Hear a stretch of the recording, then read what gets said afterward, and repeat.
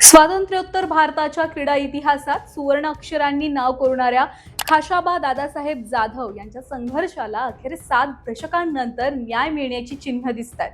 1952च्या Helsinki ऑलिम्पिकमध्ये कुस्तीत कांस्य पदक जिंकून त्यांनी स्वतंत्र भारताला पहिलं वैयक्तिक ऑलिम्पिक पदक मिळवून दिलं होतं।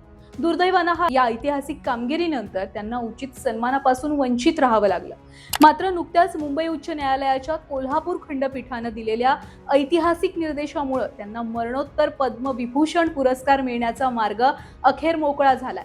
न्यायालयानं केंद्र सरकारला 4 मे 2026 पर्यंत यावर सकारात्मक निर्णय घ्यायचे आदेश दिलेत। या आदेशामुळे 74 वर्षांपासूनचा हा प्रलंबित प्रश्न अखेर मार्गी लागणार आहे। खाशाबांचा हा प्रवास केवळ मॅटवरच्या कुस्तीचा नव्हता, तर तो गरिबी आणि सरकारी अनावस्थेविरुद्धचा लढा होता।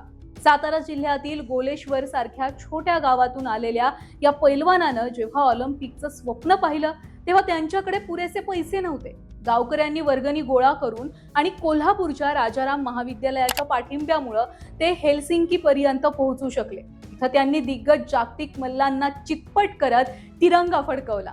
मात्र निधनानंतर कित्येक वर्ष त्यांच्या कुटुंबियांना, विशेषतः त्यांची सुपुत्र रणजित जाधव यांना त्यांच्या सन्मानासाठी संघर्ष करावा लागला।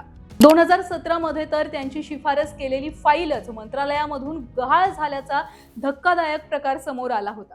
मात्र आता त्यांना मरणोत्तर पद्मविभूषण देऊन केंद्र सरकार त्यांच्या त्या त्यागाची आणि कर्तृत्वाची कृतज्ञता व्यक्त करेल अशी आशा कुस्तीप्रेमींमध्ये निर्माण झाली आहे। हा केवळ एका खेळाडूचा सन्मान नसून भारतीय मातीतील कुस्ती परंपरेचा आणि संघर्षाचा विजय आहे असं बोललं जाईल।